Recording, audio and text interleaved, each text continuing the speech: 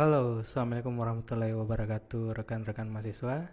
Selamat datang di podcast kita hari ini. Dan kali ini kita akan membahas tentang RPS, Tracing Data Audit. Sebelum itu, perkenalkan, saya Ismul Aksan, dosen pengampu materi perkuliahan Tracing Data Audit. Nah, sebelum itu kita akan sedikit membahas tentang pengantar apa sih itu Tracing Data Audit.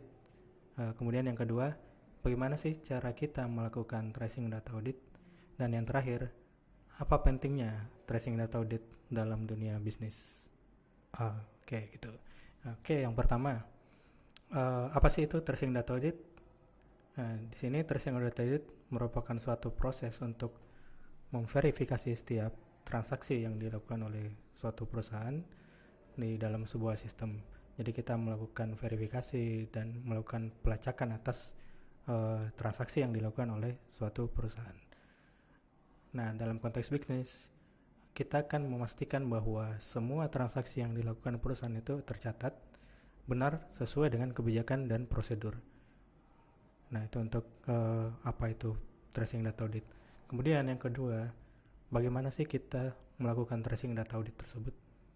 Nah, dalam melakukan tracing audit data ini, kita melibatkan pemeriksaan dokumen, terus kita melibatkan rekaman, terus laporan keuangan yang tercatat, dan semua transaksi yang dilakukan oleh perusahaan di dalam sistem perusahaan itu sendiri. Kemudian pentingnya tracing data audit ini dalam dunia bisnis, seperti yang kita ketahui, perkembangan teknologi yang sangat pesat saat ini, rata-rata perusahaan sudah menggunakan sistem yang terkomputerisasi. Jadi semua transaksinya tercatat secara elektronik.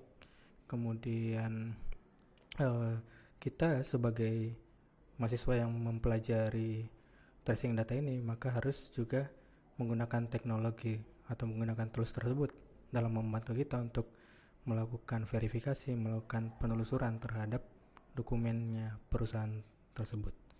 Nah, itu tadi penjelasan singkat tentang tracing data audit. Kita masuk penjelasan tentang RPS-nya. Jadi, karena tracing data audit ini merupakan rumpun ilmu dari auditing, maka perkuliahan kita saya bagi menjadi dua sisi.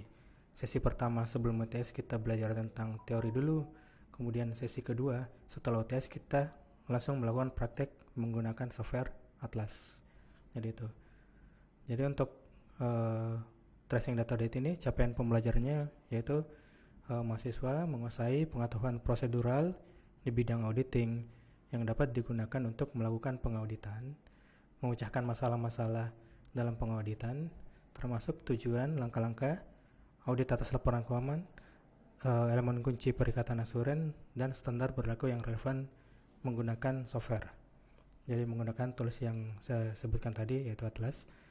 Kemudian untuk capaian mata kuliahnya sendiri, yang pertama, mahasiswa menguasai pengetahuan prosedural di bidang tracing data tentunya, yang dapat dilakukan untuk melakukan pengauditan, karena tadi saya bilang rumpun ilmunya ini merupakan rumpun ilmu dari auditing, maka yang kita lakukan adalah pengauditan dalam melakukan tracing data.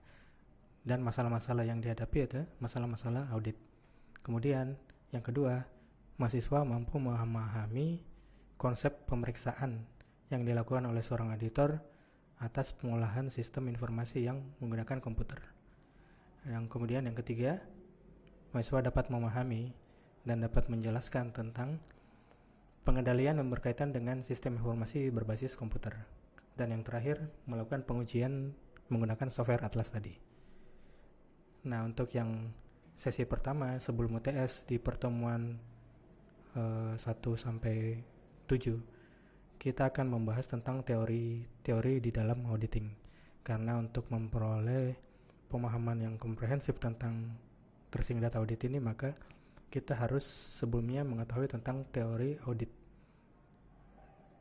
Dan nanti untuk di pertemuan setelah UTS, kita baru akan melakukan praktik dari tracing data tersebut. Nah, di pertemuan ke-2 sampai ke-7 itu kita membahas tentang auditing tersebut, kemudian standar profesional peran profesi akuntan publik, kemudian menganalisis perkembangan auditing di Indonesia, kemudian standar audit yang ada di Indonesia, kemudian peran profesi akuntan publik, kemudian ada surat perikatan audit, kemudian ada bukti audit, dan prosedur pengujian. Nah, itu untuk sebelum UTS. Nah, setelah UTS kita akan melakukan praktikum. Di pertemuan ke-9 dan 10 kita masih melakukan pengenalan tentang software Atlas dulu. Kemudian di pertemuan 11 sampai 12 kita melakukan setup project untuk pengolahan data, yang dimana seperti kita ketahui teman-teman, kemarin kita sudah membagi beberapa kelompok untuk project praktikumnya. Jadi teman-teman kelompok memilih salah satu perusahaan yang ada di Bursa Efek untuk project akhirnya nanti untuk praktikumnya. Nah, kemudian di pertemuan ke-11 sampai 12 setup pengelolaan data tadi ya, Kemudian di pertemuan ke-13 sampai 14 tadi kita akan melakukan analisis data dari perusahaan yang teman-teman pilih tadi. Kemudian di pertemuan ke-15 kita akan membahas kasus yang perusahaan teman-teman pilih tersebut. Dan pertemuan terakhir itu kita ada proyek kelompok, yang dimana proyek ini menjadi nilai akhir dari ujian akhir semester. Nah, untuk komponen penilaiannya sendiri terdiri dari tugas 20%, kemudian keaktifan 20%, UTS-nya 25%, dan terakhir UAS-nya atau proyek kelompoknya 35%. Mungkin itu sedikit penjelasan tentang rencana pembelajaran semester tracing data audit. Jika teman-teman tertarik mengikuti perkuliahan ini, pastikan mengikuti perkuliahan ini secara teratur untuk membantu kita dalam mengetahui tracing data audit. Terima kasih telah mendengarkan podcast kali ini. Terima kasih, sampai jumpa di episode selanjutnya.